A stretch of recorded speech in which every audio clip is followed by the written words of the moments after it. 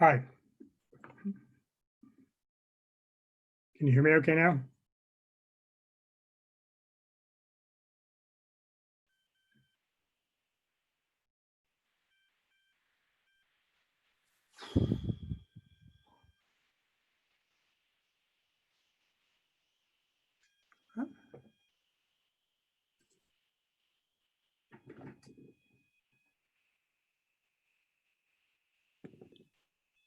How you doing, Bill? Good. I can hear you okay. Good. It's How always things helpful. up in Massachusetts? Well, we had a lot of rain the last day or two, but now it's okay. Again, we need the rain. Yeah, it seems strange to be watching the national weather and they're talking about snow up in the Montanas and the Dakotas and, that time of year's coming though. My sister lives in Denver and she had some a couple of weeks ago in Denver, not just up in the mountains. Yeah. Not too much in Mississippi usually though, probably. Actually, I took I went to electronics school for the Air Force down in Biloxi. And Mhm. one time we actually did have flurries in the winter of, that would have been 69. Yeah. It was strange to see. Yeah. I grew up in the Boston area and I would miss it if we didn't. I like all the different seasons. Yeah. I guess the trees are all past prime up there, aren't they? No, I don't know why. No? I mean, it's still mid-October, I guess, or edging into the later part. It depends how far north you get. Okay. They're starting to fall off. There was a bunch. I noticed they had a bunch of leaves on the ground when I was walking the other day. But I just look out my window. I see green leaves on the tree out there. Yeah, we're down here in South Central Pennsylvania, and we're still pretty green down here, but the change is coming. Yeah, yeah. The northern part of the state's virtually done, but down here, we're just getting underway. Yeah. There's a whole industry in New England built on Oh, yeah. that, especially in Vermont. But I don't know what it's going to be like this year. Yeah, the leaf peepers. I don't know how many people are going to be bothering to do that this year. Yeah. Well, hi, Bill. Thanks for coming on. I appreciate Hi. it. My name's Mike Jeffy. Hi, Mike. Hi, Mike. I'm having a little bit of computer problems, so I'm trying to get in on there, but I at least opened it up on my phone. Yeah, I didn't hear you at first, but I can hear you now, certainly. Yeah, I'm still working on the computer, but at least I can get everybody in through the phone at least. So I hosted one a couple days ago. We had Louis Tiant as the guest, and it took us half an hour to get organized. Mainly, he was up in Maine at some place that didn't have very good reception, and he had to be on his phone to do it. We could still see him and hear him. It worked out okay. Eventually, it just took a long time. yeah, well, I'm sure that was a lot of fun for you to have him, especially. Yeah, it was fun. Hey, Bill, before we get started, Yep. tell us about the 67 Jim Lombard thing where you ran out to the mound. Oh. How'd that all come about? Well, I was 22 years old that year, 1967. I went to the game with my younger sister, and I don't remember. I guess we maybe had seats or something. That part I don't remember, but I remember as it got closer to the end of the game, we started edging down closer to the field, and it was 67, and the Red Sox hadn't won anything since 1946, which I didn't remember very well. Being only one at the time, but they weren't prepared for crowd activity. They just hadn't thought about it. They had so few people there before the 67 season. I think even that year, opening day was like 8,000 people. It just built as the season went on, but they weren't prepared for it. And we just kept edging closer and closer down. I said, come on. And by the time it was the top of the ninth inning with the Red Sox in the lead, we were crouched down just in the lower box seats, in the aisle in between the seats. And as soon as it was over, I just hopped over the edge and ran out to the mound. There's about 5 or 6 other people that did the same thing. It wasn't just me, but I got out there in time to pat him on the back. I have no idea what I was thinking, or if I was thinking. And he was, you know, he wanted to celebrate with his teammates, not me. Yeah. And I looked around, and there was this mob of people coming. I mean, by the time I looked around, there were dozens of people, which eventually became hundreds of people. And I grabbed my sister. I said, we better move off to the side here. And people behind, there's this netting behind home plate that went up to what used to be the broadcast booth. And there were 20 people that climbed up onto the netting. And I thought that thing could fall down. I mean, it was not expected to bear a load, but Lundborg had half the shirt ripped off his back. He was a little scared by the time he got into the dugout, and the police and security got out there. He became a dentist after his baseball career was over. Okay. And I actually went, one time I went to Tufts as a university, and they have a dental school, and I still go there now. And he turned out to be an instructor there. And one time I was having my teeth worked on, and the student that was working on me said, I'm to bring the doctor over, the dentist over, Dr. Lundborg. And I thought I went like that. And then he came over, and it was obviously him. And I told him a little bit of that story, and he was not in the happiest mood to remember it. I mean, they won the World Series. I mean, they won the pennant. They didn't quite win the World Series, but it was, I don't know, it was nice enough. Good memory. Yeah. Yeah, I have not, I still joke occasionally if I go to a game or something, I say to people, hey, let's rush the field after the game, but I have not done that since. These days, I think it's somewhat more serious consequences. Were there any newspaper photographs or anything of the scene where you could identify yourself? No, there is a video, and I don't know, I should get it, and I should do a stop action thing to do it. I don't know why I've been too lazy or something. I don't know why. I should do that.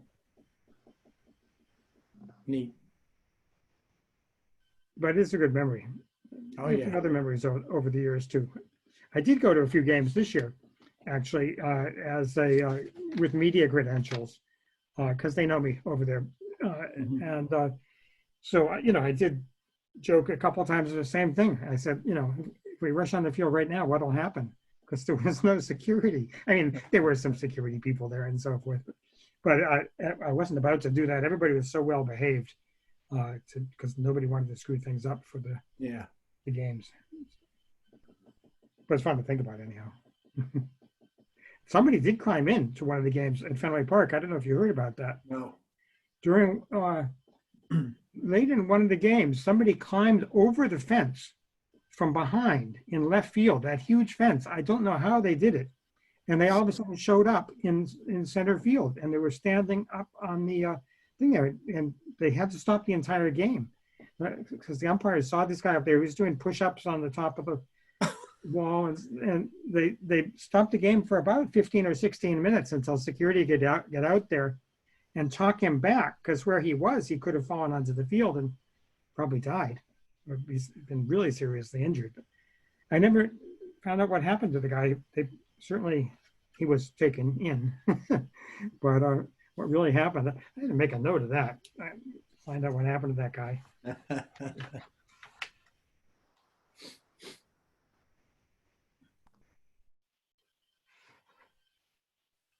Mike, you're from Mississippi, right?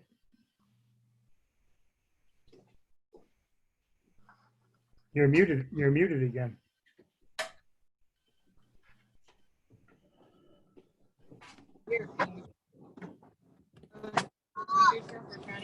Yes, this is Kevin. I'm from Mississippi. I'm gonna be in and out of the meeting. Pardon? Yeah, can you hear me? Yeah, I'm That's going to just fine. have to do this on my phone. My computer is just not cooperating with me today. But yeah, I'm in Starkville, Mississippi. I'm on faculty at Mississippi State University. I don't know if you realize, Bill, but we're Whoop, now you went off entirely. in you go. SABR. You what? We're probably one of the newest chapters in SABR. We just got our charter in January of this year. And I think we're up to now 19 members. So we're growing. Yeah. baseball here is really, college is big. There's minor league team, AA team for the Braves in Jackson. But certainly the Memphis Redbirds, AAA for the Cardinals are close by. But college baseball is very big here between Ole Miss and Mississippi State and Southern Miss. So, it's a little bit of an island in terms of baseball here. But I'm don't reading a forget- book. What was that? I said, don't forget the Biloxi Shuckers. We have those down on the Gulf Coast. That's right. I forgot about them. Is that independent team? No, no. Okay, No, it's 'cause the Brewers AA team. we're waiting to find out which teams survive and which teams don't in minor league baseball at this point. Well, I guess we can kind of get started, and as people come on board, we'll welcome them as well. But again, thank you, Bill, for joining us today. It's a great honor to have you here. I'm a big fan of your work over the years, and just finished reading your most recent book, Working a Perfect Game, which I absolutely fell in love with. I really enjoyed the heck out of reading that book. But I've read a number of your other work on Ted Williams and Red Sox, of course. So we're very, very excited to have you here. I'll have everybody introduce themselves. We'll go around and introduce ourselves a little bit, since we have a fairly small group. But again, my name is Mike Jaffe. I'm president right now of the Cool Papa Bell chapter. Like I said, our chapter was just chartered in January, and we met for the first time on SABR Day. We had a very nice turnout here in Starkville. We decided upon the name to honor Cool Papa Bell, who was actually born here in Starkville. And so it was kind of a natural fit for the chapter's name. I've only been here in Mississippi about a year now. I was part of the Phoenix chapter for the last 16 years, and got to know people like Jacob Pomeranke real well, and Barry Bloom, and quite a few of the others. So when I moved to Mississippi, I missed SABR, and as SABR Day was coming up, I said, boy, we got to do something and get a meeting here in this state. So here we are. That's great. Well, being on the board, I'm one of the people that voted to approve the chapter, and we're happy to see it happening. Well, thank you. We appreciate that. I'm Why reading don't we a just book go about, around, let people introduce themselves. I'm reading a book from Mississippi right now, the new John Grisham book. Just came out 2 days ago, so I started. Yeah, haven't got that one yet. Yeah, my name. Let other folks talk here. Yeah, my name is Glenn Lotson-Heisen. I've been a member of SABR for 29 years, and I live in Columbus, Mississippi.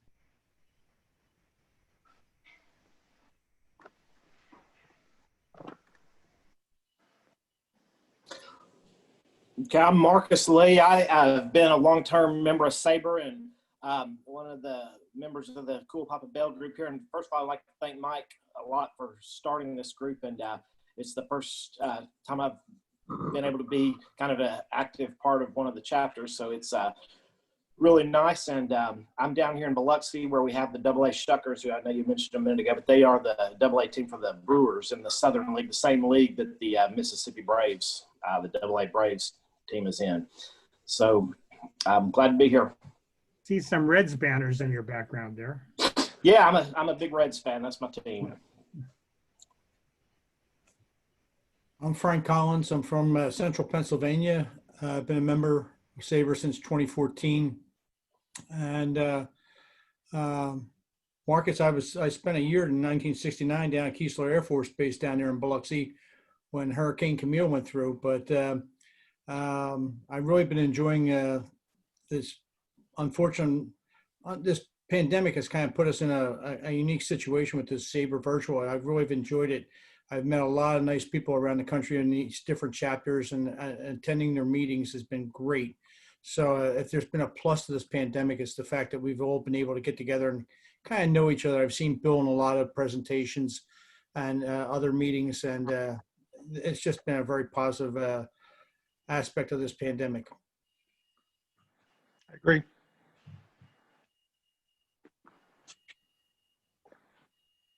All right, I'm gonna take my mask off. Here you go. Yeah, I'm Kevin, and I live in Madison, Mississippi. And my first experience with SABR, I was at the original meeting back in Starkville back in January, and just enjoy baseball and looking forward to Game 7 tonight. Oh, you're rooting for the Rays, I guess. Yeah, what gave it away? Yeah.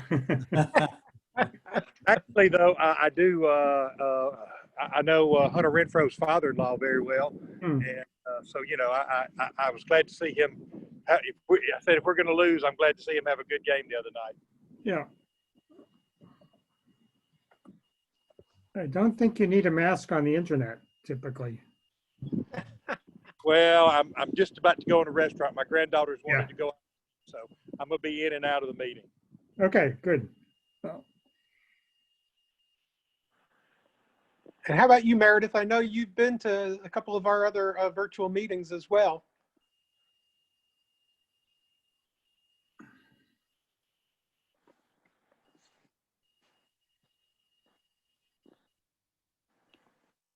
Well, maybe Meredith's she, got herself on mute. yeah, maybe she can jump in. There you go. Okay. Yeah, thanks. I'm taking a walk, and so that's why you're not seeing my face and my mask and all that. I've really enjoyed the meetings that we've had, that I've been able to participate in, and echo that the pandemic has given us this unusual or surprising opportunity. So looking forward to today's meeting and listening to Bill, and thanks very much for having this chapter and having great programs. Well, thanks Yeah, for joining. it really has been interesting. I've seen you on many of the sessions I've been on, Meredith, as myself as a guest. So it gives a lot of us opportunity to check in places with chapters we never would otherwise. Yeah, most definitely. It's been neat to meet lots and lots of people. I'm fairly new in SABR, and so it's I feel very lucky. Yeah, and for me, again, having spent 16 years in Arizona, I've been able to still attend some of their meetings, which is kind of fun to get to see some friends through there. And hopefully some of them will join us through our meetings today, though. But again, I'm really interested in hearing more about your recent work. I don't know how many people have read it, Working a Perfect Game. It's just an absolutely perfect title. The double entendre with that, it's fantastic. And I was telling my wife about it, and she actually asked me a very good question. And the question that I want to ask you, Bill, was how did you go about arranging to meet with all these umpires? Yeah, I'll kind of tell the story behind the book. Here's what it looks like. And you can find it online and so forth and so on. But the whole thing started back in 2002 at a SABR convention in Boston. I'm from Boston. We decided I had just joined SABR a very few years earlier, 4 or 5 years earlier, and we hosted the convention that year. I had never been to a convention before 2001, so I went out to that convention to see what it was like. It was in Milwaukee, and I really enjoyed it. And I helped put together some of the programming for the 2002 convention. And for whatever reason, and I can't remember this now, but I ended up putting together a program with umpires. We had a couple former major league umpires, a guy that works as an umpire observer, and I just enjoyed the conversation, but I never really followed up after that until for another dozen years. But when SABR started its more active publications program back in December 2011 with a book on scouts and scouting, I got involved in that book with Jim Sandoval, and it was really a pleasure working with him. He's no longer with us, but he was really into scouting, and he knew all the scouts, and we looked at scouting from sort of every angle we could. And it was kind of a natural follow-up, at least a few years later, for me to start thinking about umpires. I didn't really think much about umpires. I joked with a couple of them, about how it seemed like you just kind of come out of the ground and then you're at the game, and then you go back on into the ground again, and you're gone. And they said that's the way we like it, because an umpire that gets known is usually not an umpire that makes a great call. It's usually an umpire that screws up one way or another. You know, they prefer their anonymity, and there are a couple of them that are obviously don't mind being in the public eye, but generally speaking, they don't want to be known. They want to have their own lives and do their work and take pride in their work. That's one of the things that impressed me when I first started talking to them. I did this book with Larry Gerlach for SABR called The SABR Book of Umpires and Umpiring. Larry had done a book on umpires previously, so I partnered with him on doing that book, and it was a lot of fun. He was a great mentor. In the process of doing that, I basically interviewed a few umpires. I waylaid them at Fenway Park. I got credentials so I could get in, and then I found out where the umpire's room was, and I basically waited outside the room. They weren't expecting me, but as they came in, I said, "Hi, I'm from SABR, and we're doing a book on umpires and umpiring, and I'd like to know if I could ask you a few questions." Much to my surprise, most of them said yes. And I got really carried away with it over time. I mean, that book was put together, I think that book came out in 2017. And it's available to all SABR members. You can download it for free, or you can buy the print copy through the SABR website or Amazon. But we had some group conversations where I'd sit with the 4 umpires at the table inside Fenway Park, and I asked questions. So it's kind of interesting to ask them where they came from. How'd you get started with umpiring?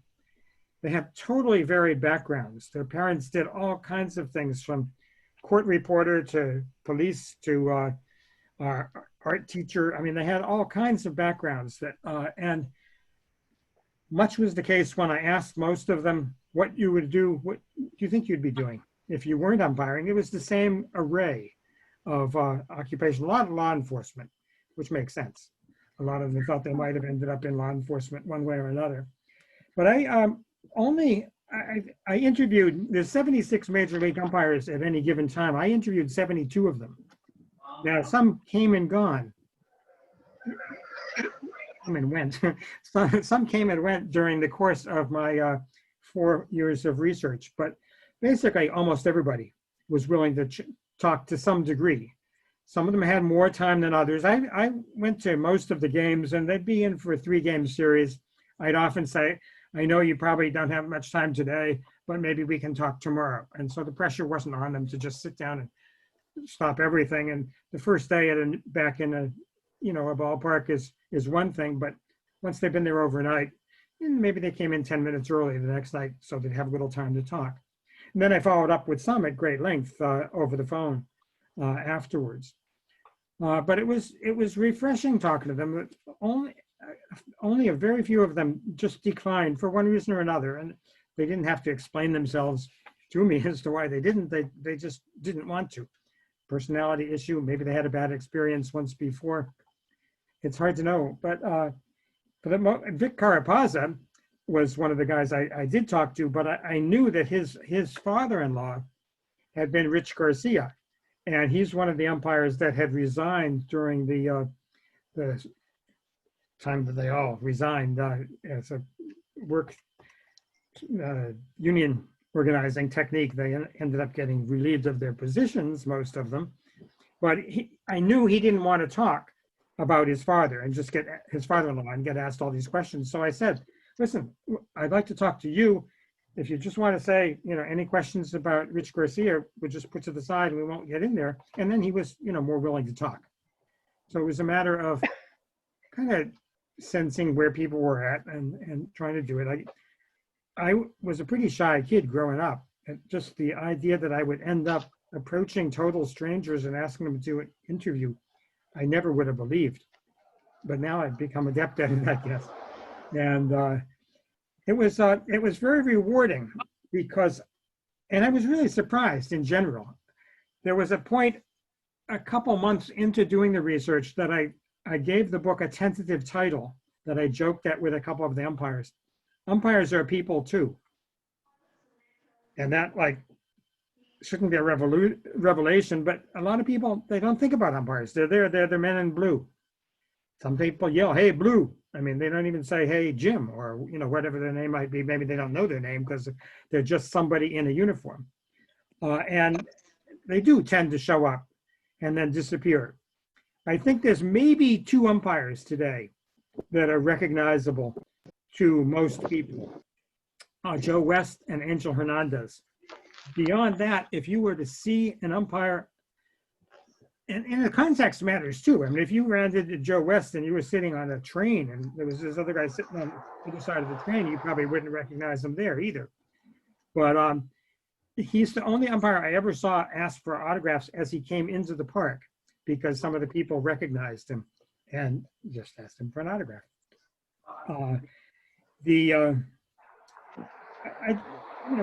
Basically, I got to know them, and they had amazing stories. Ted Barrett was one of the ones that he just worked the plate last night in the Astros-Rays game. He's the one that impressed me from the very beginning. It turns out that he was a heavyweight boxing sparring partner.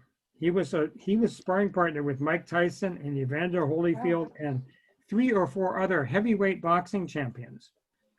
And you know, I couldn't be a sparring partner with a heavyweight boxing champion because I'd get knocked out in the first hit. But I mean, you know, you have to put up a pretty good battle to be accorded that role. You wouldn't want to mess with Ted Barrett on the field, I'm guessing. But it also turned out that he is an ordained minister and a doctor. He has a doctorate in theology. So he's Reverend Dr. Barrett. And I've got a PhD too, as it happens, in political science. But, you know, we kind of joke about that a little bit. But it's really impressive to have a guy that he's got a PhD, he's a minister, and yet he's also a major league umpire. And his son is now coming along in the minor leagues, coming along as an umpire too. It's a profession that does pay pretty well if you get to the major leagues, but it's really, really hard. And the first thing that impressed me about talking to these guys is kind of a twofold thing. One is just their pure dedication to their craft and how much they care about it. The average umpire takes about 8+ years to make it to the major league. Most of the people that go to umpire school have no shot at making it, and in fact don't make it. I mentioned the 2002 SABR convention. There's a guy on there named Kevin O'Connor he works today as an umpire observer, but he was working in the minors as an umpire for 6 or 7 years, and then he looked at the age of the umpires above him and started thinking about his own future. He's going to have a young family and all that, and he just decided he might have to wait another 3 or 4 years, and he didn't want to take the chance, and so he dropped out and later got this position as an umpire observer. So he is usually at games at Fenway Park and is grading the other umpires, evaluating them. Somebody has their microphone on. It's making a lot of noise in the background here. Yeah, I think Meredith, could you hit your mute? I think that's probably Meredith out walking. Okay, hang on. I'm sorry. She's walking through the zoo with the tigers and the lions or something. I can hear them in the background. Here we go. That helps. Thank you. But the amount of years you have to put in with no guarantee that you're ever going to make it, it's really you've got to be dedicated, and they weed you out. They don't want to. It's not just longevity that gets you there. You are evaluated every single game. You get a grade on, and they, you know, some people get the message, maybe I'm not cut out to do this, and they might be at it 2 or 3 years and then they drop out, and some others hang in there, and you just don't ever know. I suspect that in the next year or so we may have a few more new umpires, because there's a lot of them that came in around 20 years ago that are reaching what could be a decent retirement age for them now. And then with the pandemic coming and lasting for an indeterminate period of time, you know, who knows what's going to happen next. I mentioned how much they care, And that was one of the other things I learned very early on, is that sometimes they'll make a call during the course of a game. And let's forget about instant replay for a minute, but they'll just make a call, and maybe it isn't subject to, let's say it's a close call at first base, and it doesn't get challenged, so there's no replay on it. But they wonder if they made the right call. And in some cases, they know they made the right call. They go back and look at video of it later to questioning themselves. And there's been guys that said, I made the right call, but I wasn't in the best position. I should have been 5 feet further up the line, or, you know, whatever the case might be. And they're on themselves because they know they might have made a bad call. They lucked out maybe that they made the right call, but they weren't in the best position to do it. And that kind of self-criticism, willingness to hold yourself up to that kind of scrutiny, first of all, in front of all these other people, but then in your own mind. I mean, I had 2 or 3 guys tell me they lost sleep over calls that they made, even though they made the right call. And I mean, that's astonishing. I don't know, you know, they obviously care about what they're doing, and they wouldn't put all those years in, and they wouldn't get so wrapped up in it if they didn't take tremendous pride in what they were doing. And, you know, they'll say the right thing in terms of integrity of the game and so forth, but you came to believe after talking to enough of these guys that most of them really believe it, that they really care about baseball. They don't want to let baseball down. It wasn't just, you know, I'm here to do a job. I just do the best I can. If they don't like me, they can fire me. I didn't hear anybody say anything like that. Now, they're not going to say stuff like that in person, but you can sort of tell in between the lines, I think, also. Yeah, let me stop rambling there. And that's kind of a long answer as to how I got started. And I just found it fascinating to continue to talk to people. When I talked to the first dozen or so, I wanted to talk to everybody else to see, you know, what differences there were and what similarities. And then I wanted to find out more about how they stuck it out all those years, making maybe $15,000 a year in the minor leagues, having to work other jobs to get by. I think one of my favorite sections of the book was, and I'm driving myself crazy trying to remember which umpire it was, who was telling an anecdote about when he was a young umpire and Ted Williams would come and sit in the umpire room with him, have sandwiches, and just really talk to them about the game within the game, how when he's up at the plate, it's him against the pitcher, and he's relying on that umpire to make the right call. But then later on, he said he had the exact same conversation with Sandy Koufax, but from the opposite perspective, and how Sandy said, it's a game within a game, and this is my duel with that batter. Right. And that, I mean, as we know, that's what a lot of us like about baseball. I mean, you know, I watched some other sports, but I used to mock them. Football, I'd say, was you get 11 guys on this side and 11 guys on this side, and something happens and they all fall down. But, you know, that's just mocking. Baseball, it is that one-on-one battle that is with a lot of thought that goes into it, a lot of scouting that goes into it, a lot of video work and preparation for some people, for most of them these days. But Ted Williams was pretty famous for his temper. How many times did he ever get thrown out of a major league game? 0. He never once got thrown out of a game because he also respected the job that the umpires were doing.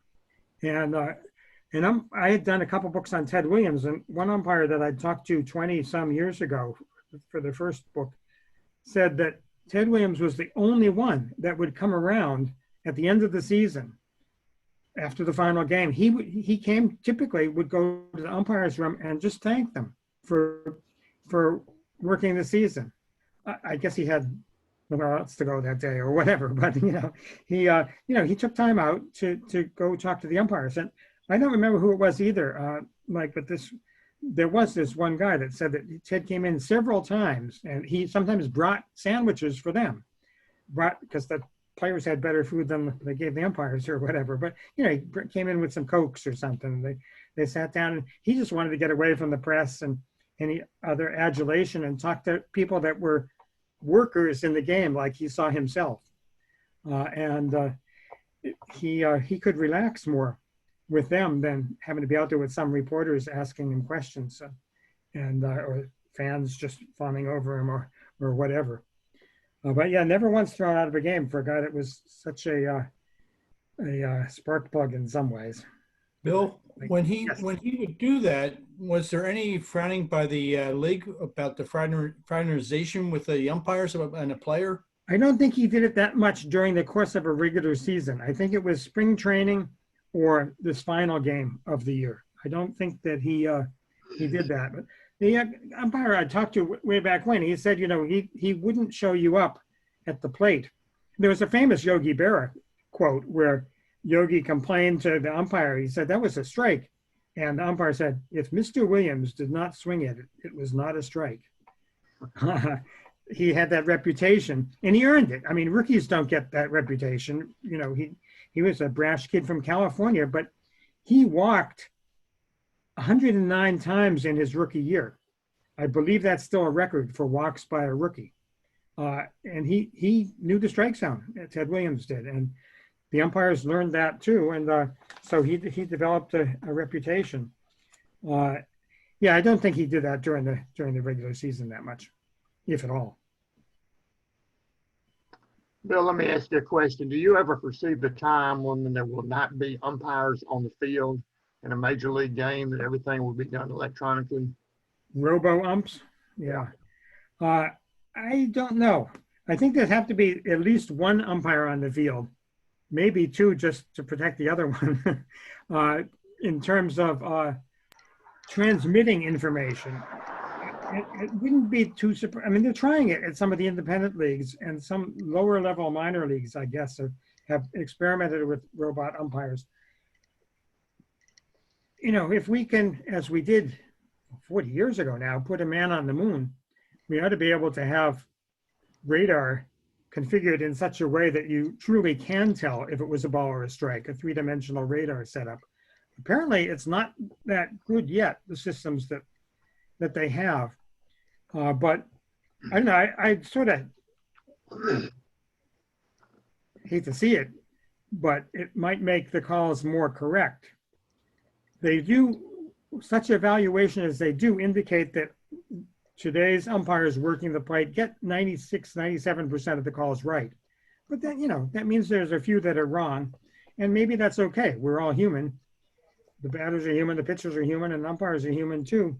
And maybe we all learn to live with a degree of humility as well. But I don't know. It'd be nice to make sure that every call was right somehow, but it takes a certain human dimension out of the game too.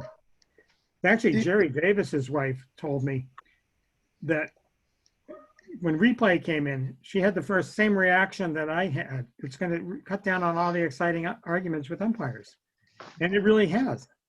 You don't see Earl Weaver going out there throwing his cap on the ground. You don't see players kicking dirt on the home plate and people getting into these really exciting things. And she said the same thing. She said baseball became more boring to her because you didn't get to see these arguments.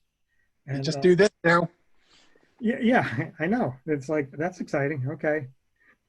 Bill, do you ever foresee a time when we will have replay or at least a video review of like maybe a challenge or two by each manager of a ball or strike? See, I don't know. That would be, I mean, if it was a strike out, that would be something else. If it was like strike one on a, 0-2, 1-0 Maybe they count, would there'd be no save the point to it. challenge. Yeah, nobody would challenge that one. I don't know. I mean, I suppose it could happen. I suspect there will be an increasing use of some form of electronics to govern these things. And yeah, whether they allow a challenge on a strike, an out call, a challenge of the robot. I mean, I don't know. It would be, you'd have to have a robot watching the robot maybe. I did go down to the replay operations center in New York to see how they do that. I couldn't be there while there were games in progress, but I saw the setup, before the game started and so forth. And it's a very impressive operation. They have multiple umpires there because there's multiple games going on. And each umpire has a staff of about 3 or 4 people ready to help him. And they have maybe a dozen or more screens each that they can look at with different angles and so forth. So they have they've got that pretty well done. Bill, with umpires, Are those video angles different? Are those video angles different than what we see on TV? Are they dedicated cameras just for the umpires? They have different teams have different feeds sometimes. So I mean, these in pandemic days, I think they rely on many fewer cameras, but there are, I think they have some fixed positions that are just set up, and I think that have the broadcast crews don't have as many cameras. They have additional ones. They can access both the home and away feed if they have different camera people going, and then they have the fixed cameras as well. And I mean, I think the broadcast crews do a pretty good job too. We saw a play just last night that was pretty obvious once you looked at it, but not. There's been a couple of kind of obvious calls in these some of these games recently I saw, but then again, there's ones you'll never know. Bill, with umpires being on the road constantly, what toll does that take on their families in terms of divorce and marital problems? Is that a real problem with umpires here, major league umpires? It is, and that's what Ted Barrett's doctoral dissertation was about. His for theology, it was about the challenges that umpires face. He was looking at it from a faith perspective, being a minister, as to whether there's some way that umpires can draw support through faith. But yeah, I mean, some umpires have over the years had problems with substance abuse. They've had family problems, certainly. They have medical problems that happen just because of this concussion. First of all, getting struck with a bat or a ball behind home plate. You just sort of never know. They have so much better medical care these days than even just 10 years ago. They do have a couple of guys who are essentially mental health specialists, counselors that are on full-time staff, ready to talk to umpires about such problems as they might have. But yeah, I mean, being stuck in a hotel room and umpires, it's not like they're going to go out and hang out with the fans because they're not going to hang out with players. Players, I mean, you got 25 guys on a team during the main part of the season. They've got support staff, trainers and the like, the clubhouse guys. There's a bunch of people that the players can hang out with. If you're not getting along with somebody one day, you can go hang out with somebody else. The umpires only got 3 other guys. They've got some people coming and going because of vacations maybe, but it's basically they have the same guys that they're with all season long. And they're not necessarily best friends either. I mean, they try to get along. I think many of them have very good friendships, but the crews change from year to year. And there's has been I think the weeding out process, I think, helps by the time you get to the major leagues. I mean, your question in terms of trying to raise a family, maybe 3 or 4 years into it, like my friend Kevin O'Connor there, he was trying to raise a family and he didn't know if he was going to make it. So sticking it out for another 2 or 3 or 4 years, and then finding that he didn't make it, or I don't know, he's happy with what he's doing now, selling real estate and doing this umpire observation work. But yeah, there are challenges for sure.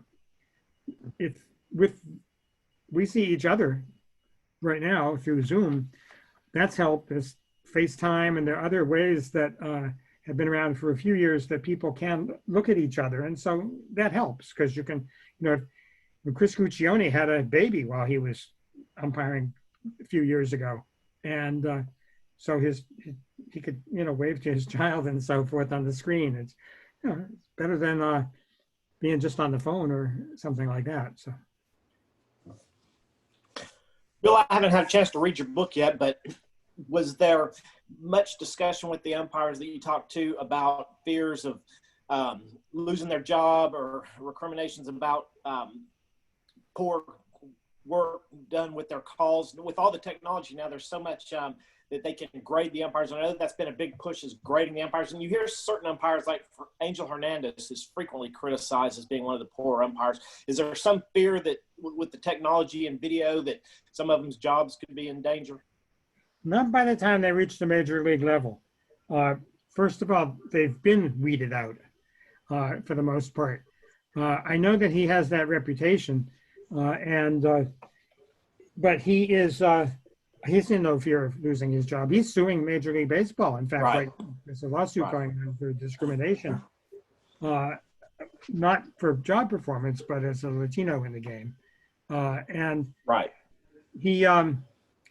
they have tenure. They have a fairly strong union. They didn't work 20 years ago when they all resigned thinking that that would get them somewhere. It didn't.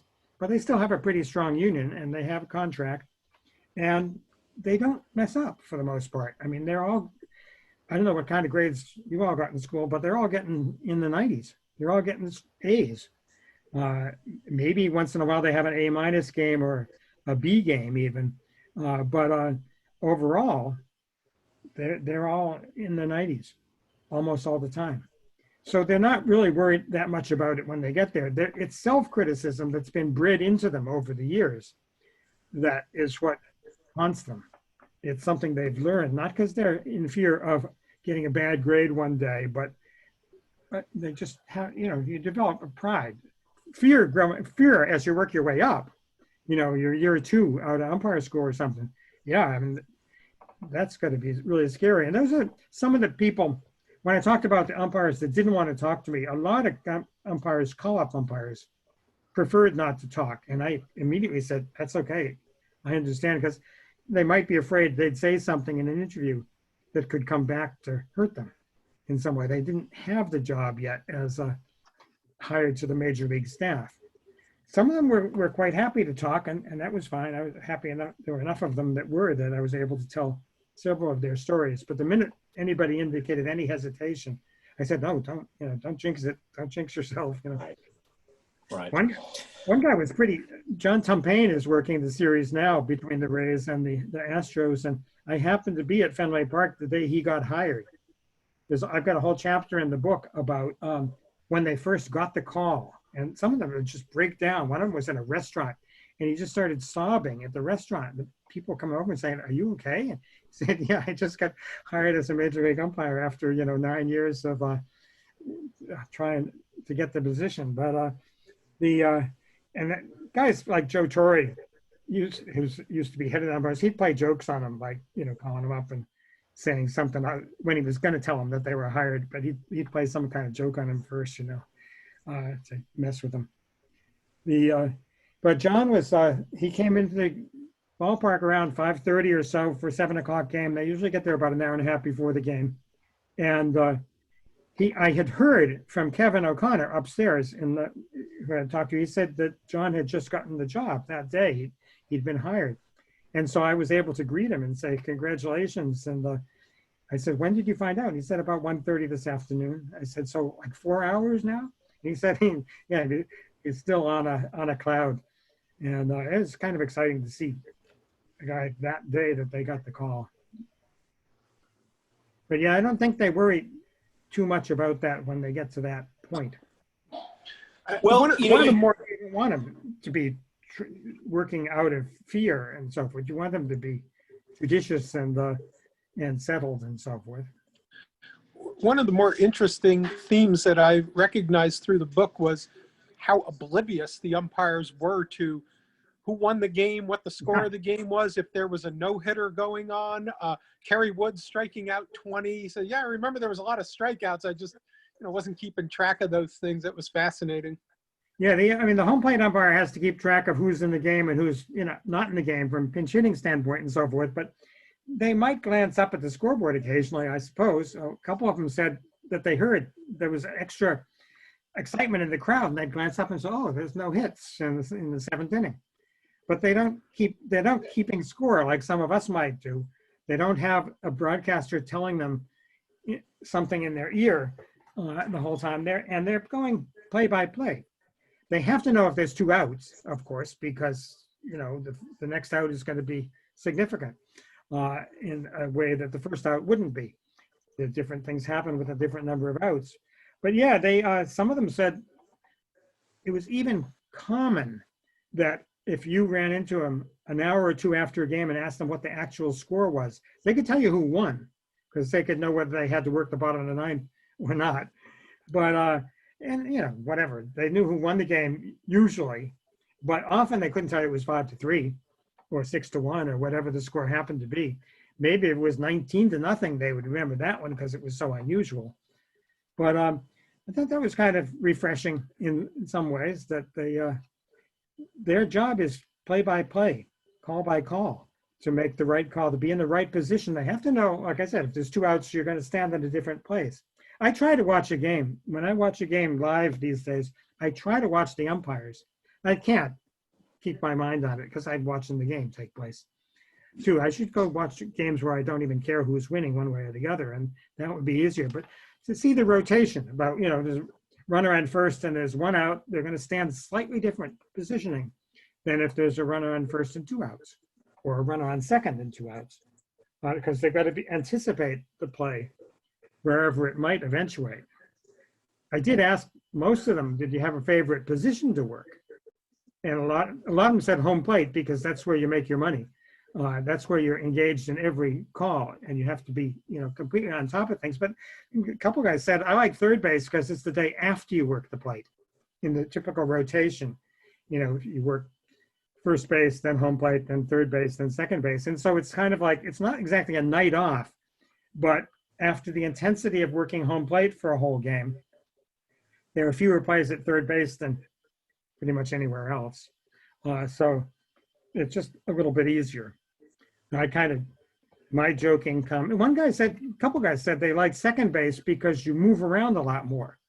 If you work home plate, you don't move, you're behind home plate. You have to be in the exact same position all the time. The baselines, you can move up and down the line a little bit. Second base, depending on who's up, left-hander, right-hander, pitcher, left-hander, right-hander, anybody on base, you're moving all over the place. If there's a base runner, especially if there's a base runner on second, then, you know, they'll check with him to make sure I'm not in your way. That can be a dangerous spot too with line drives coming up the middle. Oh yeah, you gotta be careful.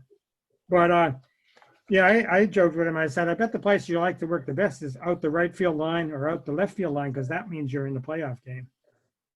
And so they all laughed at that, but because they got 7 umpires at the game that'll be at the games today. I hadn't realized that until just the other day. They have a spare umpire there. There's 6 of them that are on the field, but there's a one in reserve. They're not just the guys in New York at the replay center, but there's a guy right there on the field. I mean, in the umpire's room. I don't know if that's new this year or not because it didn't come up in any of my conversations. One of them just told me 2 days ago. I was asking him for something, and he told me that so-and-so was reserved that night. So when this is all over, I'm going to try to find out a little bit more about if that's a new system or not. Bill, along that line, in the early 20th century, sometimes a ball player was pressed into service as an umpire because they needed an umpire. And also in the 20th century, a lot of ball players, after their careers, they became umpires. Are there any umpires today that were previous players? No, not at the major league level. One of them, there's one of them who's got a brother that's a pitcher, right? See if I can remember who that is. Somebody. Andy Wolf. Yes, yeah. So he can't work the games. He can't work the plate in games where his brother's pitching, but Jim Wolf, yeah, is his brother's pitcher. But a couple of them, there's some umpires who they have relatives that have worked the game. I put a whole chapter of them, some father and a couple brothers, the Tim and Bill Welke, both of them, and then their brother-in-law, Jeff Kellogg. They're all 3 of them are related in this small group of people. But yeah, I mean, Cy Young worked a couple games as an umpire, and if you look at some of the past things, it wasn't uncommon. Umpires sometimes one. I mean, they didn't have that many umpires working games at that time. Usually 1 or 2 umpires. worked the games in the early part of the 20th century before they got up to 2-man, 3-man crew and so forth. But yeah, sometimes they didn't show up for one reason or another. I remember reading about one game where they early in the years of the American League, they just didn't get the schedule. They didn't know they were supposed to be here. And so there was no umpires showed up because nobody told them. Bill, I know one of the things that, go ahead, Glenn. Bill, do you ever foresee the time when there will be a large number of female umpires in Major League Baseball, or is that something that's just not going to happen? A large number? I hope sometime it happens, but I can't see it happening for a few years because there's nobody in the system that's getting that close. There's a few of them that could be 2 or 3, 4 years away. I do know that Larry Young, who's one of the top people in the umpiring circles, he very much would like to see a female umpire make it to the majors, and they have encouraged some at the, to go to umpire school and to advance. So forth, but they're not going to cut them any slack in terms of, calls on the field and so forth. They can't afford to do that for the game. So it's going to have to be people that can do good and stick with it. It's going to be a challenge coming along, just like Jackie Robinson faced challenges of his own that were beyond his control. I do know a couple of women that have worked as umpires, and I know they'd love to see somebody make it. There's 3 or 4 that are in maybe at AA level right now. I believe there's one that maybe made it to AAA recently. Maybe one of you knows. We did find a woman in Cuba who's working essentially Cuban Major League Baseball and has been doing it for several years, Janet Moreno. And in the SABR book, we had a whole story about her. I particularly enjoyed some of the interviews you had with Hunter Wendelstedt, where he talked about his experiences as a kid working at his dad's camp. Yeah, I mean, he's another example of guys that had a father in the game, and that was just his thing from growing up. There was a funny story you would have read in the book about how somebody, you go to school. I went down to Hunter's school, the Wendelstedt school, for 3 days in the early part of, I think it's 2018. I went and visited for 3 days just to see what umpire school was like. I wasn't participating, I was just observing. But again, very impressive, the work that they put in and the grilling that they put these guys through, physical drills as well as mental drills. One thing that shocked me was they put up, in one of the classroom things, they put up photographs of umpires from the 1940s and 1950s and asked people to write down who they were. And I'm thinking to myself, who cares? Why would they expect these students to know this? But they did. And they, I asked later, why do you do that? And they say, we want to teach respect for the profession, respect for those that came before them, and the tradition that they're becoming a part of. And okay, very good answer.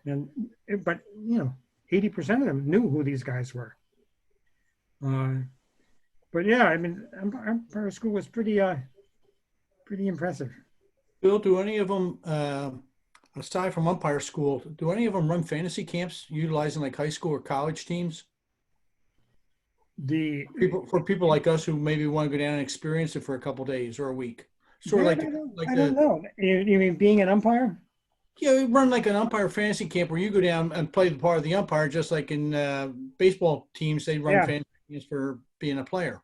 I missed my chance to get batting instruction from Ted Williams. I never did Red Sox fantasy camp, and then when I finally realized, hey, I could get Ted Williams to, and then he stopped doing it, and so I missed my chance. I don't know the answer to that. Anybody else know? No. I don't know. I mean, there's a lot of interest in umpiring, and a lot of people that go to umpire school don't really expect to become major league umpires. They want the experience just because it's fun, maybe. And some of them, many of them can get jobs at colleges or in school systems and so forth, and having that on their resume helps out. So one of them didn't even know. He said he was like 3 or 4 days into umpire school, and somebody said something to him about, working in the minor leagues, and he was at umpire school, paying the money to be there, and he did not know that this was a training ground that was to prepare people to maybe work in the major leagues, the minor leagues and the major leagues. It was almost like a revelation to him. I mean, I don't know how you could not know that, but he didn't know that. I mean, asking how they got into it. Some of them, one guy said he did it on a dare. Another friend challenged him to go to umpire school, and he didn't have anything else to do. He said, "Oh, Florida, okay." In the winter, he was from Michigan, and he just enjoyed it, and enough that he stuck with it. Another one, his mother was in charge of the Little League, and the umpire didn't show up for one of the Little League games, and so she told her son, go out there and work the game. He said, "No, Mom," and she made him do it, and then he enjoyed it. And there's a third story about another guy that somebody asked him to work a game, and he said no way. And they said, "Well, we'll pay you $20." He said, "Oh, okay." And one game, he just loves it. He said, $20 for doing that. And a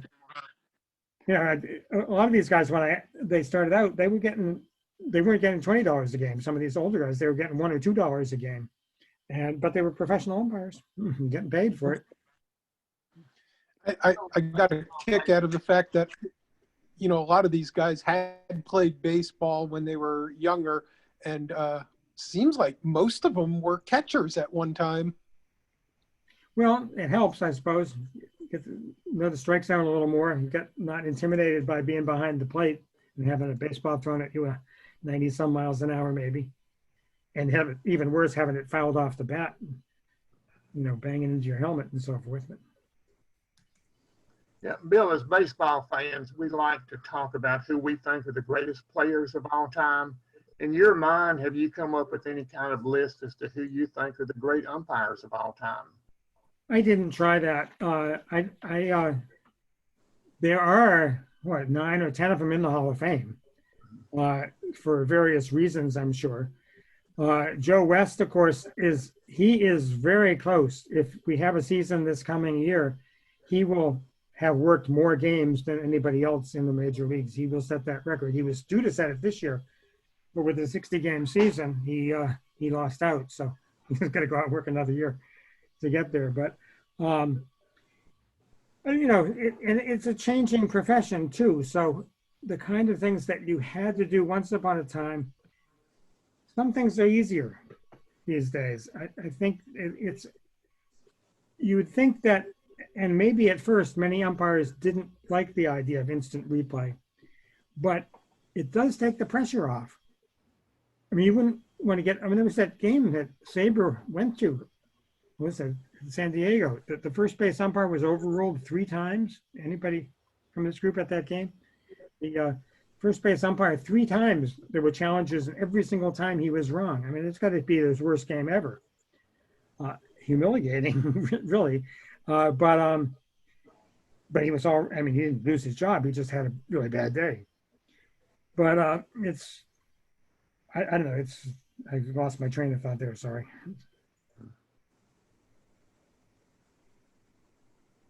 So you can barely watch a game these days without, the K zone or some sort of superimposed strike zone on the screen. If you're watching games on the MLB app, they've got it. Is there any sense of how accurate those tools are? It seems like you're imposing a 2-dimensional thing on a TV screen to something that's 3-dimensional. Do the umpires know how useful those things are, or do they not like the opportunity to second guess every single pitch? They do get rated. They are graded. They get a score a few hours after every game. They get a score that comes from Major League Baseball office in New York that tells them. Is it based on the same thing though that we see? I don't know if I don't think it's the same thing. They have a separate camera work, and I'm sure it's fallible also, but their scores are based on that. And so that's what they get. And that's how they get this rating that they're, 96, 97% of their calls are correct. There are all kinds of companies trying to work on that kind of technology. And we've seen changes over just the last few years, and you hear these different kinds of systems that are being used. One seems to be more ascendant, and another one is just not talked about as much as maybe it was a couple of years earlier. But I mean, just you guys watching games, is in y'all's opinions, when you're watching games, do those things seem to be pretty accurate to you guys? Yeah. I guess they kind of seem to be. When I was living in Arizona, I went to an awful lot of spring training games, and they always had these test system cameras set up along the baselines for just that purpose. They were testing different systems for, establishing whether or not the strike zone was accurate, or, but there's a lot of testing that's done in spring training with that. Yeah. It is what it is. And I think most people don't get too caught up in that kind of K-zone stuff. So for that, the broadcasters will make comments too, of course, which might or might not relate to what we think we're seeing. But it's a whole different thing if you're behind the plate. We all see the way the catchers try to frame pitches and so forth and grab a pitch and move their glove to make it look like it was in the strike zone when it wasn't really. Well, it's very interesting. There's data that proves that shows that is a skill, and that there are certain catchers that are better at framing than others and getting more calls. And they actually, you can grade catchers now on how good they are at getting calls. I think part of the trick is not to make too much of a motion, because if you're making too much of a motion, it's obvious that you're, Well, I think we've all seen situations where, a catcher's set up on the outside corner and the pitcher misses his spot and it's up and in, and the catcher has to make a big movement to catch it. And clearly it's in the strike zone, but it gets called a ball because the catcher was so noisy with his movement and there was, just too much movement. So that can it can go both ways. A good framer can kind of get a call, but also, by moving too much, you lose some calls too if you're not hitting your spot and the catcher makes too sudden a movement. Right. I did ask umpires if they anticipate where a pitch might go. And they all were, just shocked at the idea. They're all like, no, we can't possibly do that. It would throw us off. We'd be expecting the pitch to be over there, and it was over there, and our judgment would be compromised. I thought it was a good question to ask, but they all came up with the same answer, that they can't afford to do that. Bill, I want to ask you a question about the salary schedule in Major League Baseball. What would a beginning umpire make his first year, and what's the potential for a senior umpire to make? I don't remember as well, but it's in I think that it's six figures. I believe I don't really remember where it starts, 150 or 160 or something like that. Up on the high end, when you've been doing it for many years, it approaches 500,000, but I don't think anybody has passed that point yet. It's kind of interesting when you think that minimum wage for a ball player now is something like $535. It's a little over 500,000. So the very worst paid player is making more, and it's not surprising. Who would think umpires were making hundreds of thousands of dollars anyhow? But it does get to be a pretty good job. If you've been able to stick with it long enough, if you can be making $300,000-$400,000 a year, they've got vacation, 4 weeks of vacation time during the course of the season, where they can take off and go home, and they've got winters off. You hope to work the playoffs because it's the honor of working the playoffs, but you get paid extra too. But there's not going to be too many umpires working in November or December or January. Some of them have umpire schools they've got to be ready for, or they work at the umpire school, maybe pick up a little extra money. When I went down to the Wentelstedt school there were 4 or 5 major league umpires on staff working there. So, they enjoy doing it for the most part. Do they have the opportunity going down and umpiring in the winter leagues in South America or Mexico? Opportunity, maybe. I don't know. I mean, they've got their own people, of course, working in those leagues that want their jobs. So I don't know what it would be like. I think they've run clinics and so forth, certainly, down there. But I don't know that players and the old days. I was on a Zoom session with Louis Tian a couple of days ago, just 2 days ago, and he said he had to play winter ball, and they made more money sometimes in winter ball than they made in the major leagues back then. I mean, very different these days. But yeah, I can't imagine somebody doing it for a job now. I could imagine somebody that was 2 or 3 years out of umpire school doing it, absolutely, because they've got to make money any way they can. Often not umpiring, substitute teaching, math, or whatever it might be.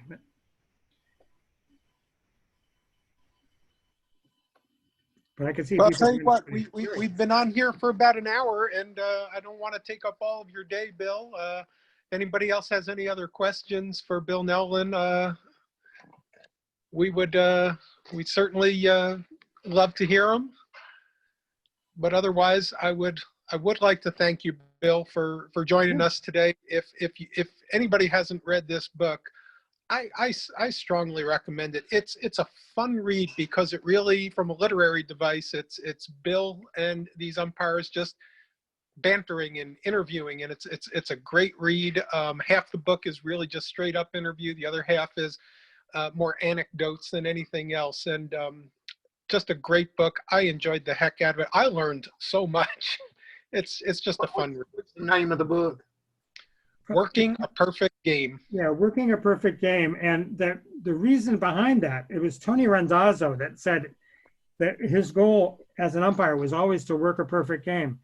And I said, well, yeah, but the perfect games are pretty rare. And he said, they are rare, but you don't know what I mean by a perfect game. And it wasn't a no-hitter where someone failed to reach base through a walk or an error either. What he meant by a perfect game was a game in which there were no calls that an umpire made that were disputed, basically. That there were no challenges, no controversies. He felt good about the work that he did. You know, yeah, I worked not only a good game, but that was a perfect game. Nothing went wrong for any one of us. Yeah. Outstanding. Well, thanks again, Bill, and thanks for everybody for joining us. If there's any last questions, we'd love to hear them. Or you can just email me. If you use the SABR directory, I use that a lot to find people myself when I'm doing research, and I'm on there. Thanks so much, Bill. It's a great job. Thank you. Thank all. you so much. Thanks. Enjoyed it. Thanks very Really much. enjoyed it. Thanks again. Enjoy your weekend, everybody. We'll hopefully see everybody soon. All right. A couple baseball games I think I might be watching. Stay Right. safe. Great games coming. Yeah. I'm Thanks heading very down much. to the Mississippi State game myself. We'll see if the Astros can pull off what the Red Sox did in 2004. Right. By the way, Lance has that plate tonight, I think. He's from Clinton, Mississippi. Ah, okay. Excellent. Thanks again, everybody. Take care. Stay You safe. too. Thank you. Yep. Bye.